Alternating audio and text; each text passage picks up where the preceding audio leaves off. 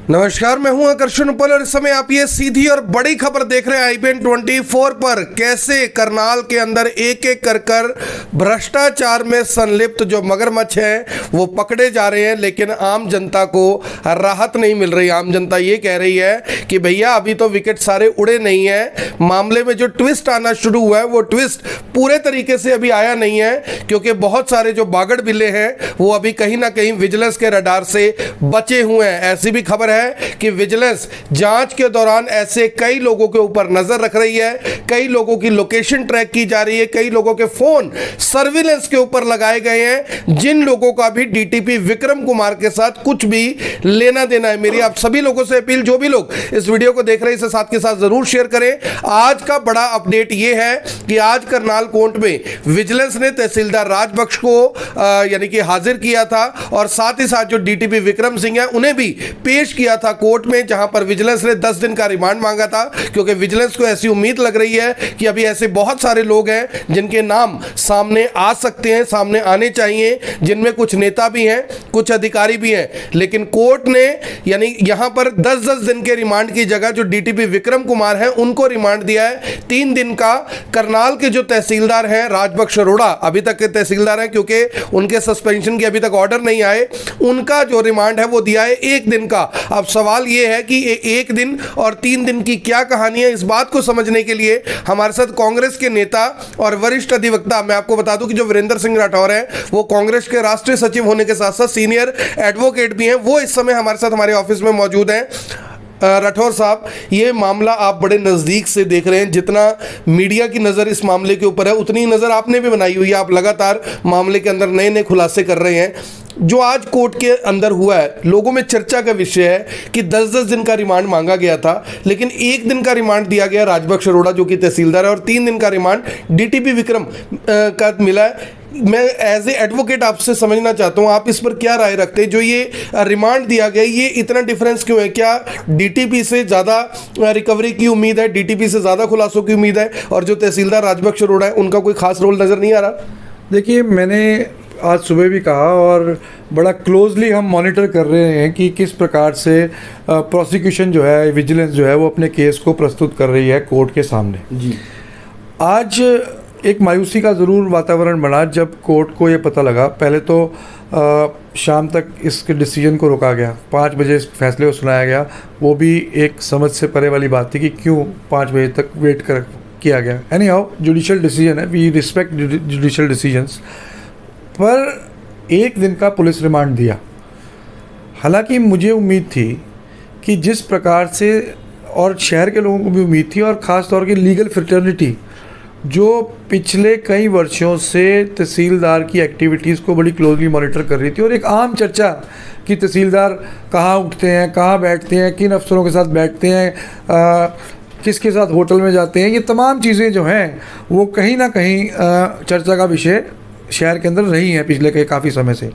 और एक बड़ा नेक्सस जो है वो एक्सपोज होना था, वो इस बात पे निर्भर करता था कि विजिलेंस को कितना समय प्रॉपर इन्वेस्टिगेशन के लिए मिले। अब आप समझिए, पुलिस रिमांड जब मिलता है, पुलिस रिमांड के दौरान recoveries, investigation, line of investigation, इस इतने बड़े स्कैम के अंदर कौन कौन इन्वॉल्व है, ये तमाम पहलुओं के ऊपर रिमांड मिलता है। राठौर साहब, यहाँ पे एक इम्पॉर्टेंट जो बात निकल कर आ रही है, विजिलेंस ने तो 10 दिन का मांगा, दोनों ही आरोपी हैं इस समय, दोनों का जो डिफरेंशिएट किया गया कि 3 दिन और 1 दिन, इसको किस तरह से देखते हैं? आपने ऐसे बहुत सारे क्रिमिनल मामले देखे होंगे, और भी मामलों में होता होगा। अगर ये हुआ ऐसा तो इसमें गलत क्या है, और अगर गलत है तो ऐसा क्यों हुआ है? देखिए, अब क्योंकि हमारे कंट्री का जुडिशियल सिस्टम ऐसा है कि हम किसी कोर्ट के फैसले के ऊपर क्वेश्चन नहीं उठा सकते, बट कोर्ट के फैसले पर मैं एक बात कहना चाहता हूँ कि कोर्ट का फैसला ऐसा होना चाहिए जो न्याय होता हुआ दिखना चाहिए, जो इस फैसले से प्रतीत नहीं हो पा रहा, नहीं प्रतीत हो रहा। क्योंकि 1 दिन के पुलिस रिमांड में अगर आप एक्सपेक्ट करो कि एक इन्वेस्टिगेटिंग ऑफिसर जो बहुत ऑनेस्टली और इस करप्शन के अगेंस्ट लड़ रहा है, वो रातों रात पूरी परतें खोल दे, वो पॉसिबल नहीं है। आज आपने देखा होगा कि हमने प्रेस कॉन्फ्रेंस करके 2000 रजिस्ट्रियाँ मेहनत से उनके प्रिंट आउट्स निकाले और मीडिया के माध्यम से हमने अपनी बात को रखा। शायद वो रजिस्ट्रियाँ इस रिमांड पेपर के अंदर उसका हिस्सा ना हो, मुझे लगता है अब उसका पार्ट का हिस्सा ना हो, परंतु अगर ये रजिस्ट्रियाँ उस पार्ट का हिस्सा बनती तो मुझे लगता है कि कम से कम 1 हफ्ता लगता सारी ओरिजिनल रजिस्ट्रीज को रिकवर करने के लिए। कौन उसके बेनिफिशरीज हैं, अगर आप उसकी ग्रेविटी देखें तो 150-200 करोड़ रुपया तो कम से कम इसके अंदर सारे गड़बड़ झाले के अंदर इन्वॉल्व हो रहा है। और loss of exchequer to the government, to Haryana government बहुत बड़ा हो रहा है। तो ये केवल करप्शन एक्ट का मामला नहीं है, ये फोर्जरी का मामला भी है, ये 409 का मामला भी है, ये 406 का मामला भी है। ये सारी चीज़ें इन्वेस्टिगेशन का हिस्सा हैं, इसलिए इन्वेस्टिगेटिंग ऑफिसर्स को कुछ समय इस सारी चीज़ों को इन्वेस्टिगेट करने का मिलना चाहिए था। आपका मतलब ये अभी फिल्मी तौर पर जांच नहीं हो सकती, ओरिजिनल जांच चल रही है, समय चाहिए उसके लिए। हाँ, तो अक्सर ये कहा जाता है कि कानून के आँख पर पट्टी बंधी है, पर मैं उम्मीद करता हूँ कि जुडिशल ऑफिसर्स जो हैं वो हमारे बड़े कॉम्पिटेंट हैं और वो समझते हैं कि ऑफेंस की ग्रेविटी क्या है। पर मैं ये बताना चाहता हूँ कि न्यायपालिका के ऊपर बड़ा विश्वास होता है जनता को। ये तो न्यायपालिका भी समझ ले कि आम जनता जानती है कि तहसीलदार साहब का उठना बैठना कितने लोगों के साथ है, कब कब वो ज्वेल्स होटल में जाते हैं, किस किस अफसर से मिलते हैं, ये तमाम चीज़ें रिकॉर्ड पे हैं।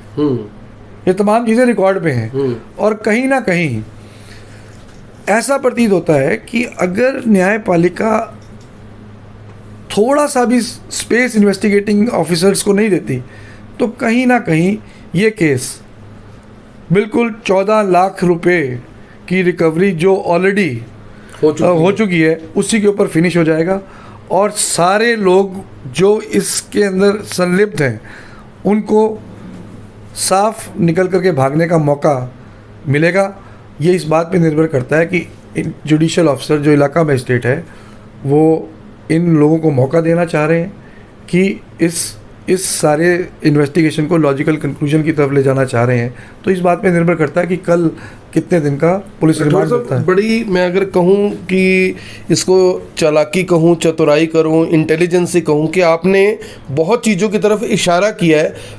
लोग और थोड़ा सा खुल के जानना चाहते हैं कि मामला है क्या। मुझे ऐसा लगता है कि शायद आपको एक पत्रकार से थोड़ा सा ज़्यादा नॉलेज है कि ये किस तरह से मामला जो मुड़ रहा है, डावाडोल हो रहा है, क्या है, क्या इसके पीछे मामला क्या है। क्या कुछ बड़े लोग हैं, रसूखदार लोग हैं, सफ़ेद पोश लोग हैं, या जो जड़ें हैं वो चंडीगढ़ में हैं जो काम नहीं करने दे रही। देखिए, मैं जो देख पा रहा हूँ आज के ऑर्डर के बाद ये सीधा सीधा मामला दिखता हुआ नज़र आ रहा है कि 14 लाख रुपए की डिस्क्लोजर के ऊपर ही मामले को शट कर दिया जाए और इनको 1 दिन का पुलिस रिमांड का मतलब है रात के अंदर इनको कल जुडिशल कस्टडी में भेज दिया जाए और किसी नई इन्वेस्टिगेशन की परतों को खुलने का समय ही ना दिया जाए।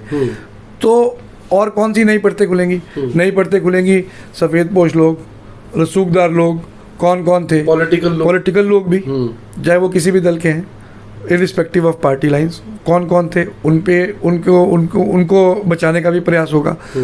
डिप्टी कमिश्नर करनाल, मैं आज आपको कह रहा हूँ कि 1 दिन का पुलिस रिमांड है, ये आज कल ख़त्म हो जाएगा। ये सारी चीज़ जो है अल्टीमेटली डिप्टी कमिश्नर जिसने सबसे बड़ा ज़्यादा पैसा हाइफन किया है, आप दावे के साथ कहता हूँ अगर कल पुलिस रिमांड नहीं बढ़ा तो deputy commissioner will go Scott free.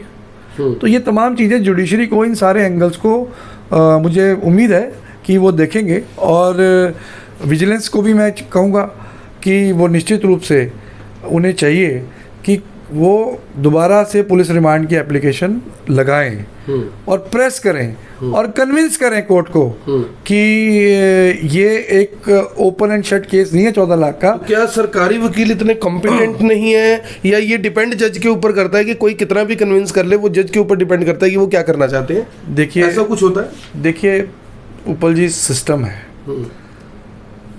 किसी भी आदमी को फेयर इन्वेस्टिगेशन करने के लिए फ्री स्पेस नहीं मिल रहा। वो करना चाह रहा है तो सरकारी वकील दबाव बना सकते हैं, प्रेस नहीं कर पा रही, कोर्ट जुडिशल रिमांड नहीं दे पा रही, तो इन्वेस्टिगेटिंग ऑफिसर भी अपने आप को हताश महसूस करेगा, कितना भी वो फेयर हो, कितना भी कॉम्पिटेंट हो। जुडिशरी से ये एक्सपेक्टेशन होती है कि वो इस प्रकार के हिंड्रेंस को ऑनेस्ट ऑफिसर्स के लिए खोल दे। तो मुझे उम्मीद है कि जब ये तमाम तथ्य अगर विजिलेंस रखेगी तो जुडिशल ऑफिसर्स जो हैं वो इसके ऊपर सीरियस लेंगे। हाँ, पर मेरी एक राय और है कि अगर जुडिशल रिमांड नहीं ले पाते विजिलेंस कल, तो कहीं ना कहीं ये केस बंद होने के कगार पे आएगा। अगर विजिलेंस चाहती है कि इसको और डीपली जाया जाए, तो अगर कोई ऑर्डर एडवर्सल होता है तो इमीडिएटली हाई कोर्ट में उस ऑर्डर को चैलेंज करना चाहिए विदाउट एनी डिले। लग रहा है आपको सरकार इस लेवल तक जाएगी? जाना चाहिए, क्योंकि जब आप सेटिस्फाइड ना हो किसी ऑर्डर से, और अगर सरकार सीरियस होगी, विजिलेंस अगर सीरियस होगी, जो कि मुझे इन्वेस्टिगेटिंग ऑफिसर्स से लगता है उनके कंडक्ट से कि वो सीरियस हैं, तो निश्चित रूप से कल उन्हें प्रयास करना चाहिए। अगर मेरी कानूनी समझ ये कहती है कि कल उनको फ्रेश रिमांड की एप्लीकेशन लगानी चाहिए। सर एक चीज़ और है, दीपक किंगर का मामला था। आज जब आपके पास प्रेस कॉन्फ्रेंस में, उससे पहले मैं खबर करके आया था, सबसे पहला अपडेट IBN 24 पर था कि SC किंगर के खिलाफ भी प्रिवेंशन ऑफ करप्शन एक्ट में पर्चा दर्ज हो गया है, और ऐसी खबर है कि उन्हें अरेस्ट भी कर लिया गया। हालांकि आधिकारिक तौर पर पुष्टि नहीं हो रही इसकी, लेकिन ऐसी खबर है कि उनको भी अरेस्ट कर लिया गया, और जो उनके PA थे विकास शर्मा, उनको भी अरेस्ट कर लिया गया। क्या लग रहा है आपको कि जो ये मामला उठा है, अब मुख्यमंत्री जी के संज्ञान में मामला आ गया है, अब उनको लग रहा है कि काम जो है वो तय मापदंड से नहीं हो रहे थे? नहीं, मैं इस बात से सहमत नहीं हूँ। ये संज्ञान में थे, ये मामले सभी संज्ञान में थे, इसको कोई भी नकार नहीं सकता कि मुख्यमंत्री के संज्ञान में मामले नहीं थे। वो तो ये भी कहते काम तय मापदंड से हो रहे थे। तो वो ये साबित करता है कि मुख्यमंत्री जी जानबूझ करके इस प्रकार के ऑफिसर्स को प्रोटेक्ट करने का काम कर रहे थे। अभी तक तो DC निशांत यादव को अरेस्ट कर देना चाहिए था। 2 दिन हो गए, DC निशांत यादव छुट्टी पे चले गए। क्यों गए अगर वो पाक साफ थे तो? और आज जो तहसीलदार ने कोर्ट के अंदर डिस्क्लोजर की है, बेशक वो रिकॉर्ड पे ना हो, पर वो शहर के अंदर चर्चा है। बच्चे 10 लॉयर्स ने सुना है कि कोर्ट के सामने तहसीलदार ने क्या कहा है। तो ऐसा नहीं है, एक एक व्यक्ति इस बात को समझता है। सरकार बेशक प्रयास कर ले कि उन्होंने 0% टॉलरेंस की नीति के तहत काम किया। ये 0% टॉलरेंस का केस ही नहीं है, ये कंटिन्यूस नॉन टॉलरेंस का केस है, जो 5 साल से नॉन टॉलरेंस इसकी तरफ दिखाई जा रही थी। तो निचोड़ यही है उपल जी कि लीगली इस बैटल को लड़ना बहुत इंपॉर्टेंट है। एक्सपेक्टेशन जुडिशरी से भी यही है कि वो फेयरनेस के साथ इतने बड़े स्कैम को, जिसने हज़ारों लोगों की खून पसीने की कमाई को बर्बाद करनाल के लोगों की करवाया है, उसमें जुडिशरी भी एक फेयर इन्वेस्टिगेशन के लिए एक स्पेस हाँ। अदरवाइज क्या है कि फेथ शेक होता है। और आज के ऑर्डर के बाद कहीं ना कहीं, हालांकि जुडिशियल ऑर्डर है, it should have been challenge किया जा सकता है, बट लोगों का फेथ जो है वो शेक हुआ है। तो ये कहना था वीरेंद्र सिंह राठौर का, जो कि वरिष्ठ अधिवक्ता भी हैं, क्योंकि लगातार हमारे पास इस बात को लेकर फोन आ रहे थे कि ये जो रिमांड है ये 3 दिन और 1 दिन का क्या मकसद हो सकता है। उपल जी, आपने इस बारे में कोई बात नहीं की, आप किसी प्रोफेशनल एडवोकेट से बात कीजिए, कोई सीनियर एडवोकेट इसके ऊपर बताए। यानी लगातार आप समझिए कि करनाल के लोगों का इस मामले को लेकर इतना इंटरेस्ट है, करनाल के लोग पल पल का अपडेट जानना चाहते हैं IBN 24 से कि एक्चुअल में मामले की सच्चाई क्या है, कौन कौन लोग इसमें फंसाए जा रहे हैं, या कौन कौन लोग इस दलदल में फंस रहे हैं। फंसने का मतलब यह है कि किन किन लोगों के नाम डायरी में। सर एक आखिरी सवाल आपसे, हालांकि खबर मैं क्लोज करने लगा था, जो ये डायरी में नाम आ रहे हैं, आपने भी ये बात रखी है, आम लोग अब फेसबुक पर, सोशल मीडिया पर लिखने लग गए हैं कि ये डायरी तो कम से कम सार्वजनिक करो, ये सफेदपोश है कौन? नहीं, देखिए अभी वो इन्वेस्टिगेशन का पार्ट है, तो वो मुझे लगता है कि भाई अभी स्टेज के ऊपर तो जल्दबाजी हो जाएगी, बट वो तो, पर क्योंकि वो इन्वेस्टिगेशन का पार्ट बन गई है, तो वो जब चार्जशीट आएगी तो उसके साथ आएगी, तो वो एक पब्लिक डॉक्यूमेंट निश्चित रूप से बन जाएगा। तो फिर उसकी एडमिसिबिलिटी क्या है, तो इन तमाम मुद्दों पे सर्जरी करेंगे, फिर इसका मतलब उसकी भी सर्जरी की जाएगी। तो मेरी आप सभी से अपील, जो भी लोग इस वीडियो को देख रहे हैं, इसे साथ के साथ जरूर शेयर करें। अब देखना होगा कि कल जब करनाल के तहसीलदार राजबख्श अरोड़ा को कोर्ट में पेश किया जाता है, तो क्या उन्हें जुडिशियल कस्टडी मिलती है या उनके रिमांड को बढ़ाया जाता है, क्योंकि वरिष्ठ अधिवक्ता वीरेंद्र सिंह राठौर सीधे तौर पर उन्होंने, यानी इसे हम प्रत्यक्ष रूप से कह लें या अप्रत्यक्ष रूप से कह लें, कि उन्होंने इस बात की ओर इशारा किया है कि कहीं ना कहीं जो जांच का दायरा है उसे रोकने की कोशिश की जा रही है, लेकिन अगर ये जांच का दायरा रुकता है तो उसके बाद विकल्प बहुत सारे मौजूद हैं।